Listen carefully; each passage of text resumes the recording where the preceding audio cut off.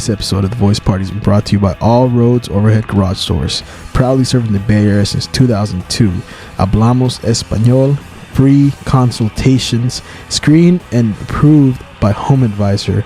And if you call in, tell them The Voice Party sent you, they have a Voice Party discount for you. Call now, 510-375-8756.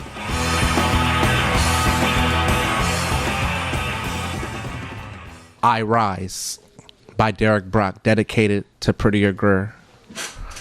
I rise like a phoenix from the ashes of disaster, summer madness, and the bag mashing. For cash, it's the gladness, tragic math, it's catalytic, cat the lip service, tragic. We connect through sadness, magic, imagine the yell of the Lord. Third day bored, I bear the burden of debt, dancing as my prayers answered the call, no dwelling. I can celebrate as of late, my mind's timing developed slime. Prime panic, pan in hand, smashed in, serenading the clouds. Sent from heaven's here. Heaven's tear. Heaven's here. My cries are. I just don't want but to leave my children misestablish my soul. My soul can't get away. Right away, brighter days, lighten ways. I flow to God like steel, I rise. Perfection still and still my wise. Zealous, wise, can't die. Real is why I rise. At the time, she's my real, my wife, my prize, my air, my skies, even in disguise, gotta realize, when clouds are in the sky, we'll get by, so I rise. Goddess, promise, no hype, an authentic, God, you are genius, composing this queen, making me the composer king, so keen, you are royalty, as a soul I'm loyally. Devotion be, you hold in me, high as heaven, down to earth, love, you work it, sprung, our worship, drunk, your potion, love drug, your emotion, poems, my notion about you on purpose. By Derrick, I Rise. Yes, There you go. Man. Hello, guys. How you doing? Welcome to the Voice Party, everybody. Podcast. That was the first time we ever opened that way. Thank you. Yeah. Thank you for thank you allowing for me sharing to. that with us here. Yeah. You're the inaugural performance for this podcast. Yeah, we've never had that open before. Because Jake didn't even sing when he was here, did he? No, you didn't. Good Lord. Yeah. Oh yeah, right on. Thank you I for could being keep the this first, right now. Well, before I get asked the questions, I got one question. Yeah. Why are y'all so beautiful? Because to me, like, this is like being on Joe Budden's podcast or Sway Universe. Wow. Like, I've been keeping up with y'all to a certain extent, and everything I have really analyzed, I'm more in awe than critical. I think this could grow into a corporate situation one day. Man. And every step of the way, I'm here as y'all loyal friend. You know? On. So you know what? I appreciate that, and honestly, we're just having fun. Yeah. You know, that's all we really wanted to do. Yeah. It's a very laid back environment, as you can see. Yeah, like this is how, like, you know, I mean, this is my place, this is where I live, and I do stand-up comedy. Mm-hmm. And one of the things I always did in this, where we're at, is hang out with my comedian friends, and we just, you know, have conversations, and I got to know them, and then we started doing this with them eventually, and I think as a person, you grow through conversation sometimes, because you discover things about yourself with what people ask you, and you also, you know, learn from what, you know. Yeah. So I think Gaspar said this like back in the days, like they saw how societies would, you know, especially like cities with like the inner cities with a lot of people, the things that separated them from other areas where they were more advanced is they communicate with each other, and they, you know, that's how you grow. I mean, I feel that's how you grow as a person. So that's why this is kind of like therapy for me too, in a way, you know. Like I went through some tough moments with these guys when we started this, and this kind of it's just all about right here. Yeah. For whatever time that we're here, it's just about the conversation. Yeah. And that takes me away from all my other whatever. So it started as a natural passion. Yeah. Just having fun. It's elevating. It's elevating, man. You know, just I don't think that controversy is the way.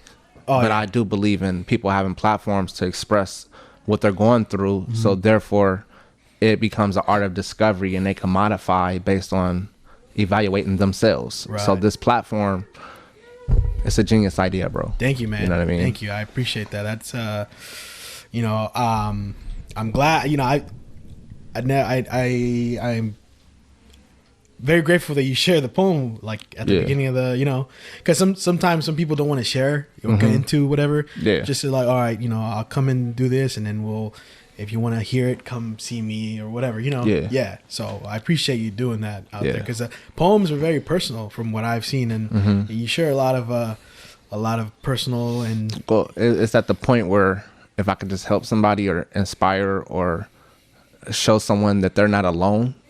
You know, with the depth of wavelengths, you know, you can become suicidal over art, you know, and some people are suicidal for the art. Right. But I feel like if I can take my darkness and manipulate it to the point where I can construct and make it a story or a metaphor, maybe I can insert in a subtle way a gem in spite of the triggers of the darkness that I'm talking about. Right. So, you know, a lot of people will follow you just because you say one word. Yeah. A lot of people will follow you based on the tone of your voice. You know, it's so much inspiration someone can get, but I'm trying to honor my Heavenly Father the best way I can. I'm not perfect at all. You know, I just bring God up to let him know I'm trying to activate my anointment, and I'm trying to walk, even if it's like a risky path, like I'm trying to let him know that I'm acknowledging him. Right on. So even when I get into my devilish mode, it's still an outcry, like, Father, will you please help me? You know what I mean? Yeah. Yeah. That's, you know, that's I feel the best use of the art is when you really want to reach out and help someone, because it's not about my hair. It's not about my tattoos. Right. It's not about my complexion. It's not about my sexiness. It's not about my ugliness. It's about the art. Yeah. And I can't help that I've manifested myself or contorted my body, you know, based on my tattoos and stuff like that and my fashion. But I do feel like it's very vain to make it about you. You're right. Yeah. As far, only thing I'm involved with is the decision making. And the experiences that come about based on my decision making. Right. Karma is everything. But when it's all said and done, I am more in love with the art more than myself. You know. So. And and nowadays it's about the artist, and they glorify the artist, and it's not the artist, you know, that I like the way you put that. Yeah. Because you the art is more important than the artist. Sure. No, because at the real talk, at the end of the day, the artist will eventually be gone, and the work will remain. Yeah. You know, the work speaks for itself. That's how you know you've done your job as an artist, man. Right. Yeah. If you're willing to, I feel if you're willing to put it out there without ever getting any, I don't know. I don't even see. Sometimes I have to make sure I believe it 100%. But like, if you put it out there, whatever it is, you know, like that's what we've had graffiti artists, and that's what I appreciate about them. They're essentially, you know, ghosts. Like we don't. Some of them put out masterpieces, but they don't want anyone to know it's them, and it's all about the art. And it's beautiful, and I'm giving it to you for free in this smallest corner. So maybe, you know, a lot of times the only people that are going to see this are homeless or someone really going through some. But this is my masterpiece, and it's right here. It's for you, and I don't care about money for it. It's just I'm putting it out there, and that's to me that's a beautiful example. Of it's all about the art. Yeah. And honestly, if I never receive another dime off of my poetry or my music or my acting or none of that, like I'm cool. Right. Like. Sometimes it's not just about exposure or money. Sometimes it's about the therapy. Yeah. You know, like I would rather be doing something positive than something fatal. Right. You know. Yeah. That man, you bring up a good point, because another thing too, for a long time I'd stopped doing stand up, and I never wanted to do stand up. I never wanted to do comedy. That was never, you know. I mean, I liked doing it. But then I just had this moment, man, where I was in my head, just, you know, I was on my way to a show and I was nervous, and I was like, why do I keep putting myself through this? Because I'm nervous, you know. And I discovered like there's things that we like to do, and then there's things we're naturally gifted at. Yeah. And if you don't do it, like inside you kind of die slowly every day. Yeah. And I like performing. I love it. I love being on stage. I love, I'm in the zone. I didn't want to do it, but what you're meant to do finds you eventually. It's like getting a hit. Yeah. And when I say a hit, I'm not talking about a classic record. I'm talking about like a body. Mm-hmm. Sometimes when you do something and it becomes more about a psychosis that needs to be remedied, it's a parallel to something that could be dangerous, but you're just doing it in a positive way. Right. So when I say a hit, I feel like when I'm on stage and I recite my poetry, or if I, record a song, or if I do a stage play, it's like positively I'm murdering somebody. Right. Yeah. And I'm also killing not just their ignorance, but I'm putting to arrest my I don't know how to say it. It's just like I kill my ignorance by reversing the gloom, triggering people to mobilize, all in the name of love. So, it's not about negativity. Like, you could be doing something negative. Right. Even a conversation is like making music. Yeah. I am not a sociopath, but I am a Philly type of person. I'm an emotional person. Yeah. So just to be able to look you eye to eye or create this beautiful vibration, now I have more substance and I have more willpower to move forward on a positive note, as opposed to going to sell a bag or trying to break a hoe for all she got. You know what I mean? Like, that's not cool. Yeah, yeah. But some people don't, like, hip hop is based on felons. Right. The hustler, the ode to the pimp, the drug dealer, the hitman. How can I do the same thing, but just in a positive way? That's how I think. Yeah, no, and like comedy is used to hurt a lot of times. Yeah, that's the popular real thing comedy is darkness and slightly being cynical. Oh yeah, for sure. Yeah, and it's rooted in pain. Yeah, it is, and I said this to one of my friends the other day, because it's like it helps. It obviously helps. Yeah. But it's I don't, because he asked me, is it healing to? I'm like, I don't know if it's healing. It's an attack on unhappiness, but that's what I see it as. More than healing, an attack on unhappiness, not necessarily healing. No, I get what you're saying. Yeah, I totally understand, and it still feels good, but it's just I get it, and there's a permanency in healing. But it's like this conversation, for example, the intensity, the frequency we're on. It could parallel or translate to another situation. But instead of you being out right now trying to deceive someone or to betray your community and destruct your community, you choose to use your words in the right way. And you choose to be the opposite of a destructive person.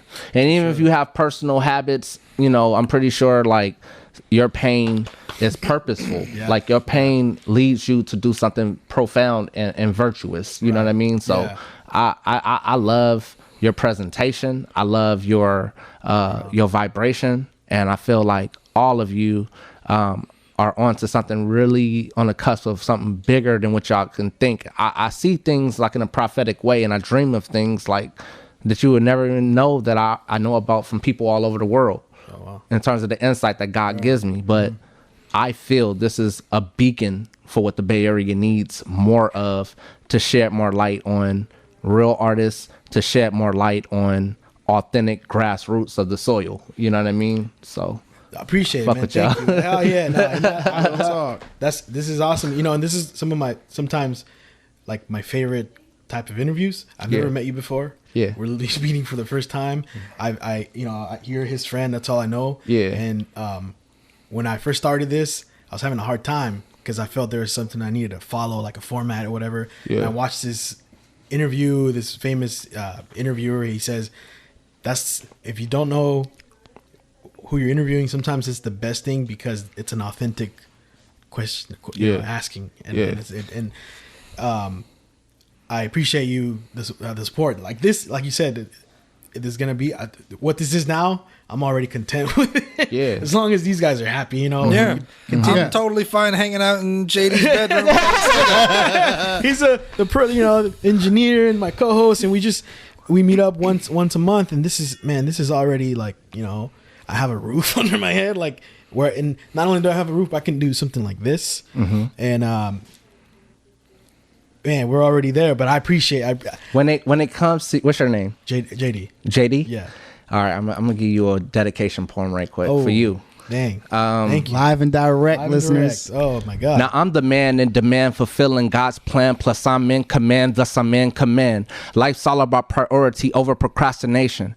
For I know I'm broke, so I won't be patiently waiting. Once I put my mind to it, I could do whatever better, cause I'm clever. And in any weather, I'll endeavor with effort. Anything is possible. I'm unstoppable. Any opposition opposing my position gotta go. Man, I'm a real poet. Brings like a field toilet. Brains like a field toilet.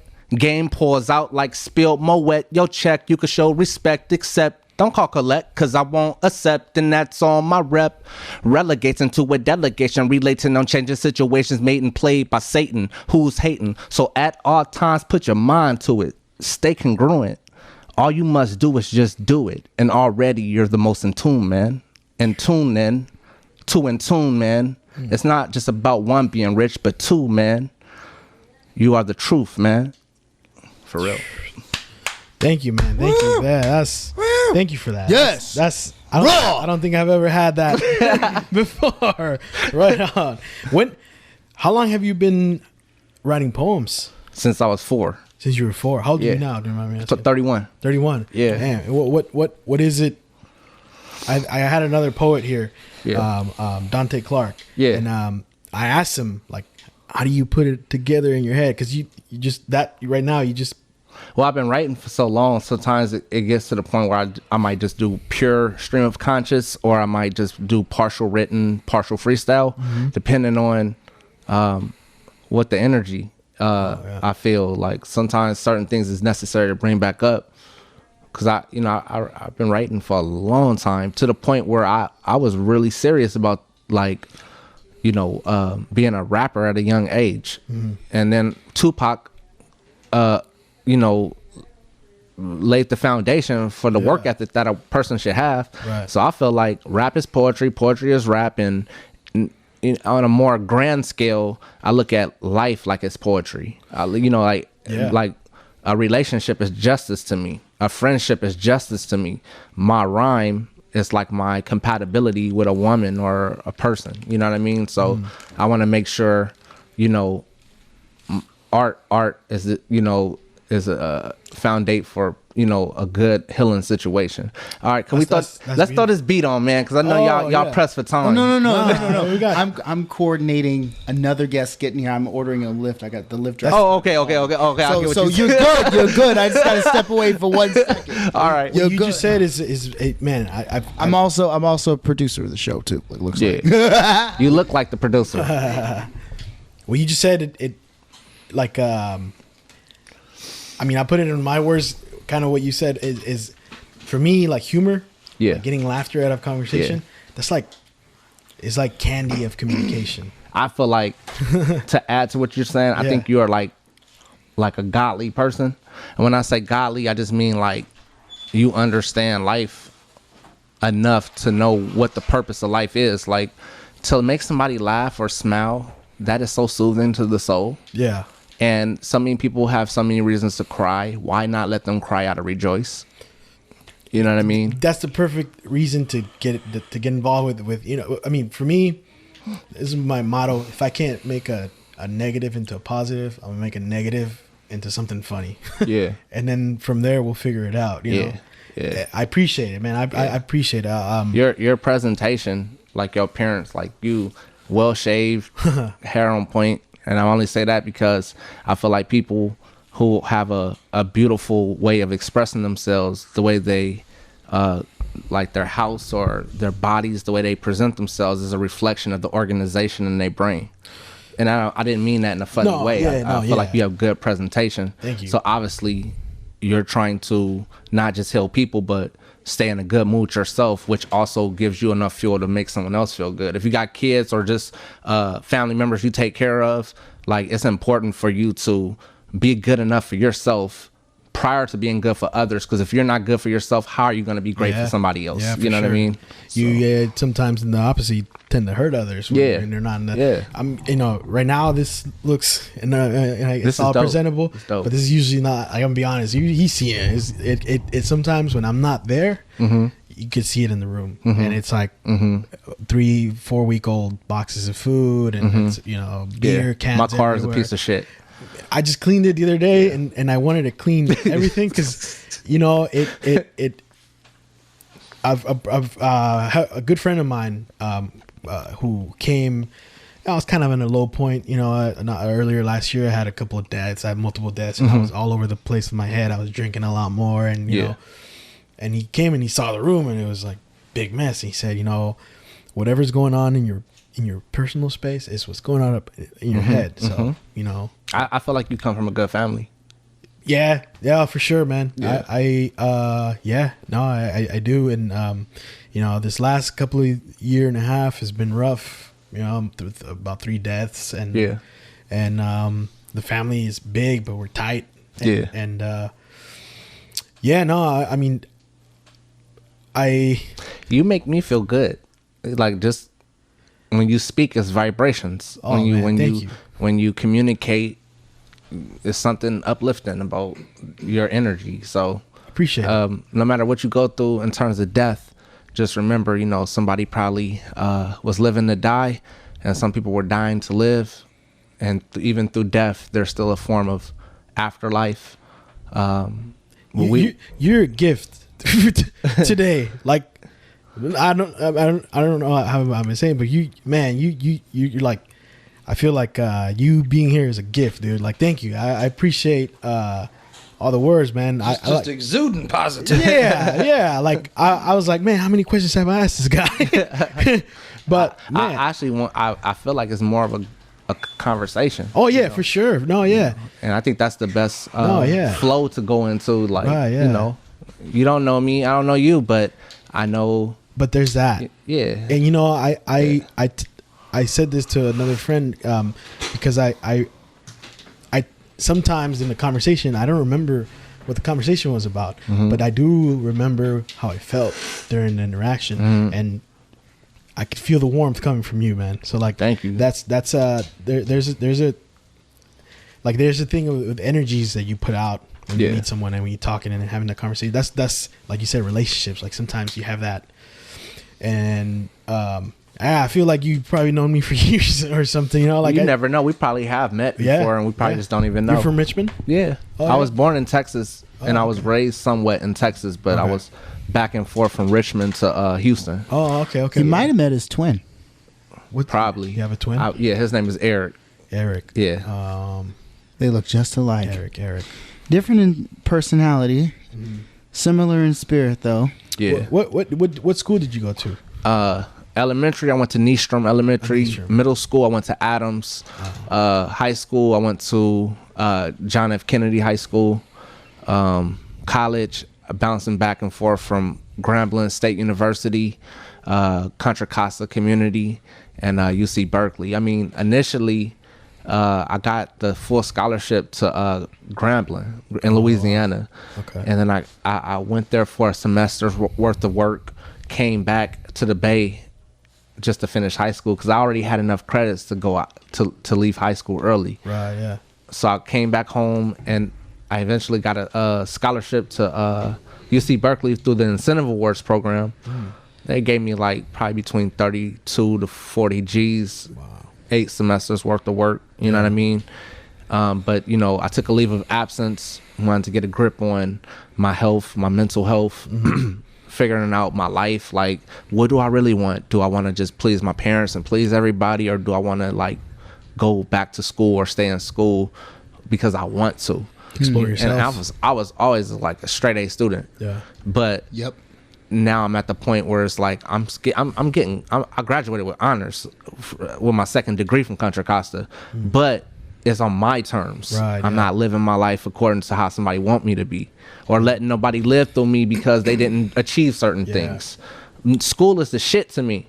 Honestly, that's my purpose. My real purpose is to explore and experiment through the arts, humanity, and be able to give back my knowledge as a teacher, professor.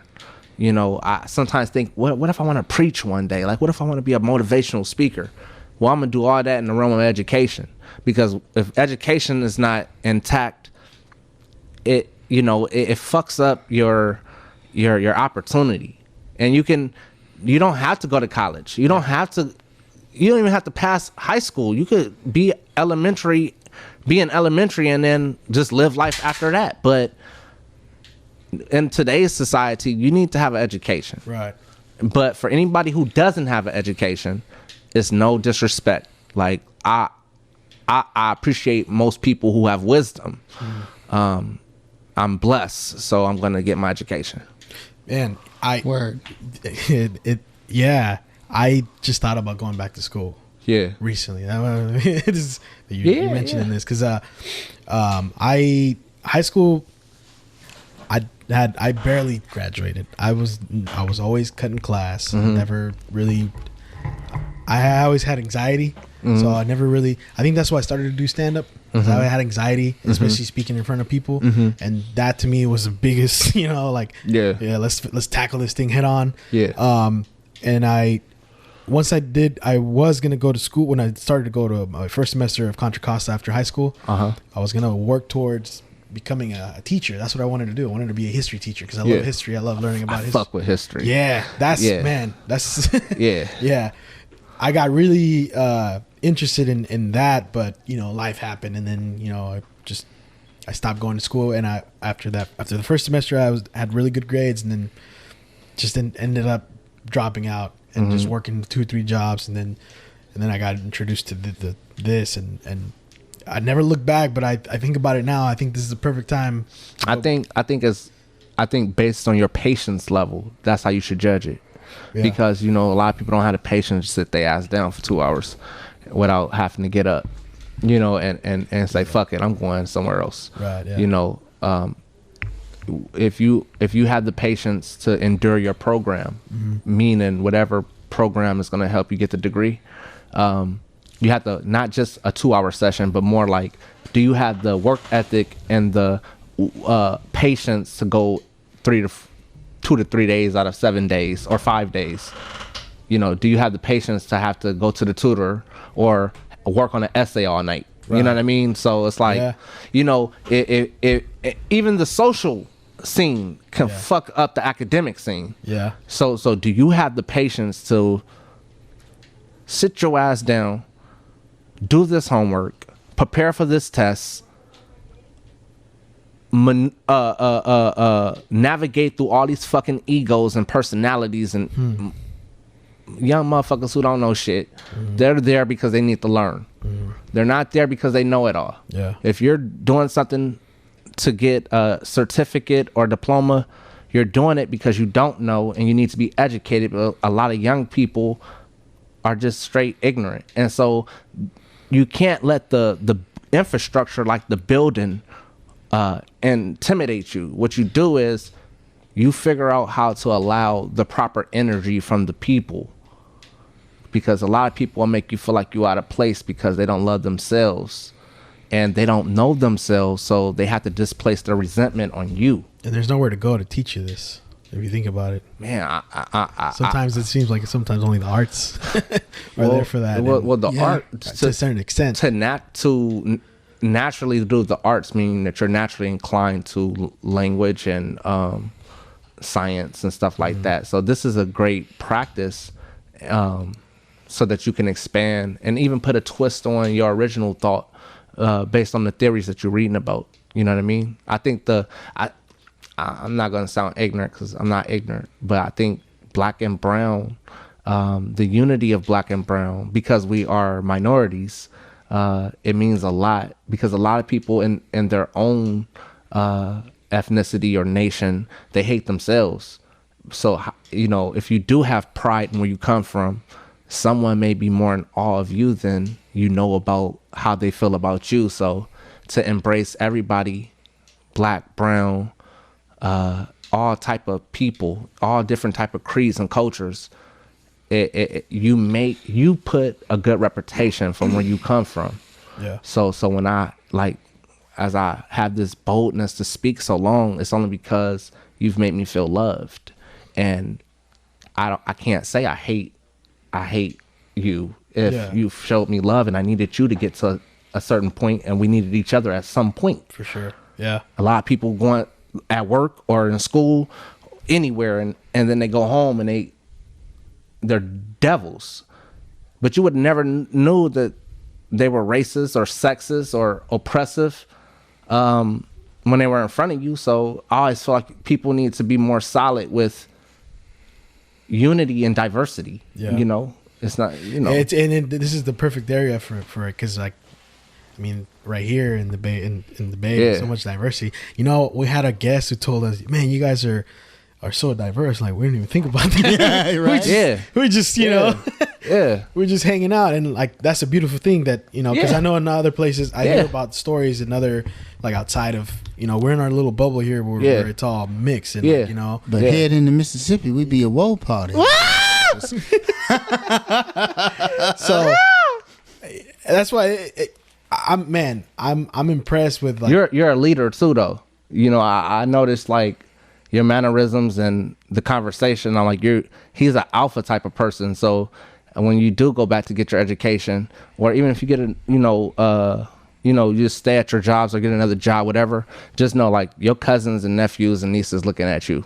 And it's even people who will probably hate you because you just you, and they want you to feel the way they want you to feel. But years after, or however much time passes by, they're going to come back to you and say, "I apologize. I was ignorant. I didn't know what you were going through mentally. I couldn't relate to what you was going through with you finding yourself the way you needed to." So as God is speaking through me, I'm telling you, like, you're on the perfect path, and I don't need to know you to love you. I'm going to tell you, because I love you, that you are the shit, and family is important. Stay a leader and watch all the woes work itself out by you just taking control of your decision making and your time that you control. You control time by controlling your mindset. So if because we're here to dead end job, it seems like time. I look at that water, like, you know, that's for you. like I have the strength to carry forward, but I have to first get to the water. Yeah. But if I go to the pen, you know, it's gonna be a beautiful art. But if I go to the coffee, I'm just gonna have to take a shit. Options are beautiful. Oh, man. As long as you understand the results of your decisions, right? Yeah, you gotta understand the karma of everything you do. That's true. And man, like you said, with the time, if you have your mind right, you can control time better. You know, sometimes I'm all over the place and I can't. I mean, I'm still learning, you know. And I appreciate it, man. I think we're gonna be best friends after we. Oh, hell yeah. and when you do go back to school, I'm gonna write all your English papers for no money.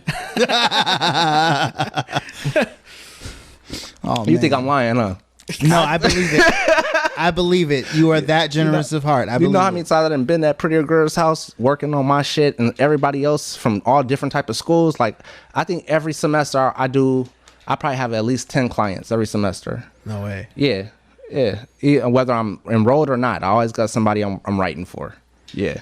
So you're like the academic ghostwriter. I just want to be a renaissance man, and I want renaissance success. I heard that. Yeah. I heard that. Poetry, rap, essays. You perform often? I was just going to ask you, like, what, because I know you've shared the stage with some interesting people. Mm-hmm. What's your favorite time on stage, like most interesting time on stage with rap in particular? And then later on, tell me, like, what's your favorite time on stage with poetry? Well, I was probably like 20. I was probably like 23, and I was I think I was in Alameda. We was on a yacht, and I was on behalf of the Covenant House of Oakland. Shout out to Cov. Yeah, I fucks with the Cov. If you need help, go to them. Yeah, so it was a gala, whatever. And what was funny, I performed and they loved it, but my the person I brought with me to record the situation, he stole the spoons and the forks. It was like some gold forks and spoons and hella cakes and shit everywhere. He stole some of the shit, and I was like, damn, that's kind of fucked up, but I understood why he did it. You know what I mean? Yeah. So I wasn't in a devilish state of mind. It was just more like, I kind of appreciate that I had that experience because I was in a very luxurious place. I don't think thievery is good, but it was interesting. Like, I paved the way for a lot of people from the hood to go to different places they've never been. Yeah. And I'm not for that type of shit, but just to know that I've been through it at least one time where something was on some nigga shit, you know, it was like, okay, I got that experience. I'll make sure I prep this person for next time to not do that type of shit. Yeah. You know what I mean? Yeah. I hope that makes sense. Yeah, for sure. Yeah, like you said about me, I'm sure you get that a lot. That people or younger cousins are watching. Yeah. And to be honest, ever since I did notice that they were, I kind of, I mean, I guess it's part of growing, but it also made me feel more responsible with what I put out there.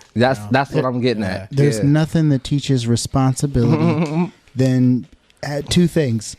One, least of all, having a pet, and two, being in a position to care for another human being. That is humbling. That is that if you didn't have empathy before, you need to strengthen the empathy muscles.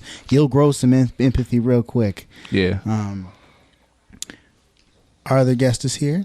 I'm gonna usher him in, but we're gonna keep on talking. We have an hour. He's just gonna be real quiet. All right. Excuse me for a moment. Okay. Well, when Martin gets back, let's throw that beat on because I want to, get it moving to the family time. What you said that I know you mentioned his favorite as a performer. Is that your favorite time performing? Like your favorite? Because there's been moments that really like let you know, like, yo, I belong here. I mean, I don't know. No Bystanders Conference in Redwood City. Yeah. It was like so much diversity and so much upper echelon people around. I'm normally in my element, so I can't really think as an outsider, but God is good because he's blessed me with the most beautiful soulmate I could ever have. Like, I've been through a lot of relationships. Every time she with me, she caters more to my needs than her own. I'm on stage, she's recording. I have the footage to gain more fans and expand on my career. I don't want her to resent me, so I want to include her on the mainly important shit. You know what I mean? So I look at the Golden State Warriors, and when they get interviewed after the game, and I always learn, like, if you can't acknowledge your partner, and you're not humble enough, right? Because I do it for her. I'm not saying I write everything for her, but the esteem that I get from it and the success, it makes me want to share it with somebody, and somebody who can understand me as much as they can. My favorite time is being for the No Bystanders Conference, global philanthropy forum, but to have somebody to share that with, stemming from that moment to in general, that's why I'm happy. That's beautiful. That's one thing I learned the hard way. If you're gonna make a relationship successful, you got to kill your ego. Yeah. And that's exactly. Yeah. No. Yeah. And you're right.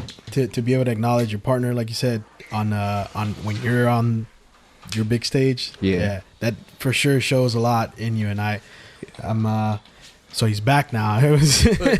Yeah. Man, this episode was real spiritual. Like, I'm not gonna lie. I just from there's a lot of spirituality going on, a lot of philosophy, and a lot of talent. A lot of talent flowing in this room. Hey, man, it doesn't get better than that. Like you said, thank you very much for coming on the podcast, and we'd like to have you back soon. Eventually, I'll be back as soon as y'all call me. Sounds good, for man. sure. Derrick Brock, thank you. That's been the podcast. Voice Party. We're out. Give me a hug.